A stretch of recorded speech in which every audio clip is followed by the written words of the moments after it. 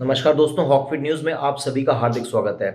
देश में इस समय कोरोना के कारण जो परिस्थिति है, उसका आप लोगों को परिचय कराने की मुझे ज़रूरत नहीं है। लेकिन जिस तरीके से इस समय कोरोना का कहर चल पड़ा है, हर तरफ लोग परेशान हैं, तो कहीं किसी बूढ़ी माँ के कदमों में उसका बेटा अपना दम तोड़ रहा है, तो कहीं किसी परिवार का अकेला कमाने वाला कोई दम तोड़ रहा है, तो कहीं कोई गर्भवती महिला तक ने दम तोड़ दिया। लेकिन ऐसे में राकेश टिकैत और उनके किसान आंदोलन वालों को किसी बात की, मानवतावादी मूल्यों की कोई फ़िक्र ही नहीं है, और चाहे कोई जिए या मरे। परंतु दिल्ली में बड़े-बड़े हाईवेज़ पर रास्ता जाम करके बैठे, तकरीबन दिल्ली की सारी सीमाओं को ब्लॉक करके बैठे हुए किसान आंदोलन वाले जो फर्जी किसान हैं, उनको इससे कोई फ़र्क ही नहीं पड़ रहा है। उन्होंने कोरोना को भी सरकार की साजिश के तौर पे दिखा रहे हैं। इन्हें देश से ज़्यादा अपने आंदोलन की चिंता है या नहीं, लेकिन इनके रास्ते की वजह से ऑक्सीजन के सिलेंडर मरीजों तक नहीं पहुंच पा रहे, और ये बात एक तथ्य है। तो ऐसी परिस्थिति में भी जब पूरा देश इस समय एक संकट से जूझ रहा है, तो कम से कम प्रतीकात्मक तौर पर ही सही, लेकिन कुछ समय के लिए तो इन्हें अपने आंदोलन को स्थगित कर देना चाहिए, अगर ये जरा सा भी देश हित में सोचते। बहरहाल, सोनीपत के सिंगू बॉर्डर पर जिस तरीके से लगातार आंदोलन अभी तक जारी है, भले ही अब बैठने वाले वहां पर 10 रह गए हों, लेकिन फिर भी रोड्स को ब्लॉक करके बैठे हैं। अभी ऐसे में नेता राकेश टिकैत का बड़ा बयान आया है। उन्होंने कहा है कि सरकार कोरोना का डर दिखाकर आंदोलन को तोड़ना चाहती है। दरअसल सिंगू बॉर्डर पर एक होटल ने किसानों के लिए फ्री में पानी की सेवा शुरू करी है। इसी दौरान पत्रकारों को टिकैत ने अपनी ये वाहियात प्रतिक्रिया दी। स्वास्थ्य मंत्री अनिल विज के बयान पर प्रतिक्रिया देते हुए नेताओं ने कहा कि सरकार जानबूझकर कोरोना का भ्रम फैला रही है, और ताकि वो हमारे आंदोलन को तोड़ सके।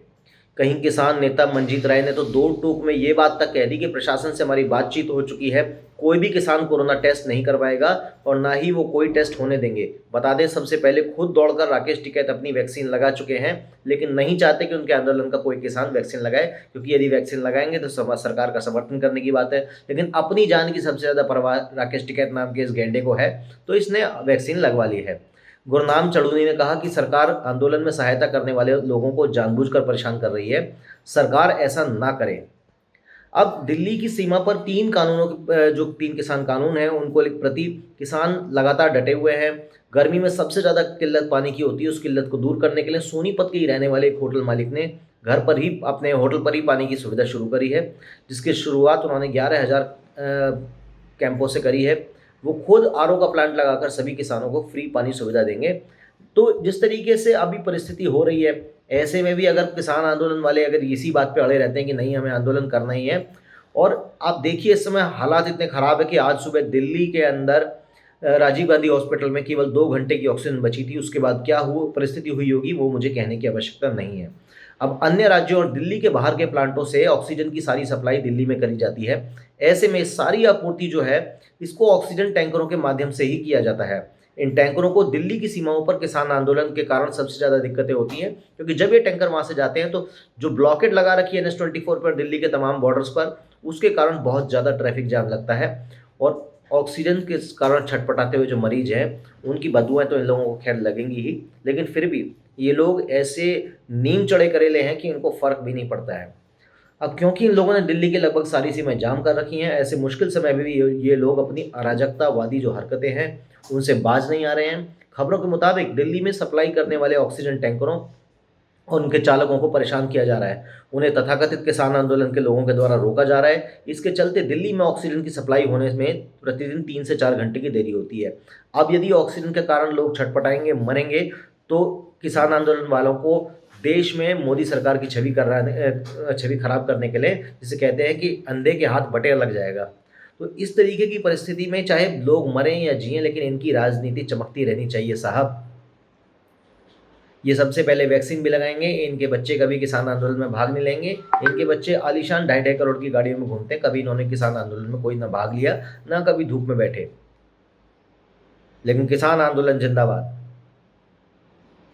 इन लोगों का हाल कुछ वैसा ही है जैसे सैयद अली शाह गिलानी के बच्चे क्रिश्चियन कॉन्वेंट स्कूल में पढ़ते थे, और ये कश्मीर के नौजवानों को पत्थरबाजी के लिए उकसाते थे कि पाकिस्तान जिंदाबाद। आंद्रा असाबी, जो कि मानी हुई कश्मीर की अलगाववादी आतंकवादी है, उस लेडी जो कि हमेशा बुर्के में क्लैड रहती है, और एक छुरा लगा के उन्होंने गाय को भी ज़िबह कर दिया था अल्लाहू अकबर कह के, उनकी स्वयं की बहन 2 पीस बिकिनी में मलेशिया में घूमती है और मॉडलिंग करती है। तो जितने भी रिस्ट्रिक्शंस हैं तथाकथित क्रांतिकारी इनको चाहिए तो सही, लेकिन अपने घर से नहीं। खुद ये वो फॉलो कर रहे हैं जिनको इनके मजहब में हराम माना जाता है। तो कुछ इसी किस्म की जो इसी किस्म की नेतागिरी है, यही इस समय राकेश टिकैत कर रहे हैं कि क्रांतिकारी पैदा करेंगे लेकिन अपने घर में नहीं। तो ऐसी परिस्थितियों में क्या इन लोगों को सही मायने में किसान आंदोलन का नेता कहा जा सकता है? या फिर ये वो लोग हैं जो कि तमाम जो सीधे-साधे भोले-भाले किसान हैं, उनकी भीड़ को गुमराह करने में लगे हुए हैं। अभी आपको बताते हैं कि जिस तरीके से अभी हाल ही में किसान आंदोलन की भी एक बात बताते हैं, पंजाब के अंदर जो पहली जो लोगों के अकाउंट में डायरेक्ट ट्रांसफ़र्स पहुँचे एमएसपी के, उसके बाद वो लोग तो इतने खुश हो गए कि पंजाब के अंदर किसान आंदोलन की जड़ें हिल गई। बहुत से लोग किसानों को, जो तथाकथित किसानों के हित की बात करने वाले लोग हैं, वो ये कह रहे हैं आप अपना अकाउंट ही बंद कर दो, आप सरकार से बेनिफिट ही मत लो, चाहे किसान भूखा मर जाए, लेकिन इनका आंदोलन ज़िंदा रहना चाहिए। यहाँ तक कि जो बात मैंने आपको पहले भी कही थी, आड़तियों ने आंदोलन करना शुरू कर दिया है सरकार के डायरेक्ट ट्रांसफ़र के खिलाफ। यानी कि आप किसान को पैसे क्यों दे रहे हो? ये आंदोलन किसान आंदोलन नहीं है, ये आड़ती आंदोलन है दोस्तों। मैंने आपको पहले भी बताया था, ये बड़े-बड़े आड़तियों को जो इस समय धक्का लग रहा है कि मंडी में जब उनसे उनको फसल बेचने के लिए जब किसान बाध्य नहीं रहेगा, तो इनके जो धंधे हैं ना ब्लैक के, चाहे कितनी सैकड़ों, हज़ारों, लाखों टन फसल बर्बाद हो जाए, लेकिन ये जो जमाखोर आड़ती हैं, इनका धंधा खराब ना हो जाए।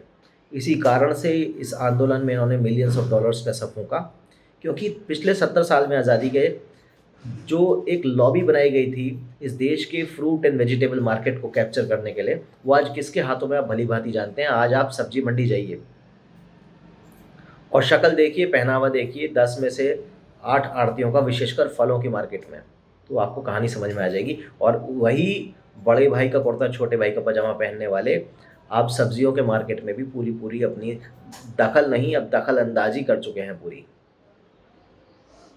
सेंध मार चुके हैं आपके फल और सब्जी के व्यापार में ये लोग, और आपके देश। और अब जिस तरीके से ये लोग कर रहे हैं, आप देखिए, कभी रमज़ान आती है तो फल सब्जी महंगे नहीं होते, लेकिन कभी नवरात्र आता है, होली आती है, दिवाली आती है, तो सारे फल सब्जी 4-4 गुना महंगे मिलते हैं, वो भी ख़राब क्वालिटी के।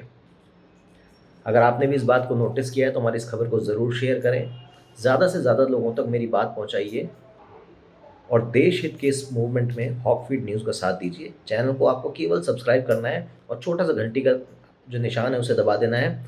इस मुहिम से आप भी हमेशा के लिए जुड़ जाएंगे दोस्तों। अभी के लिए केवल इतना ही। जय हिंद, जय भारत, नमस्कार।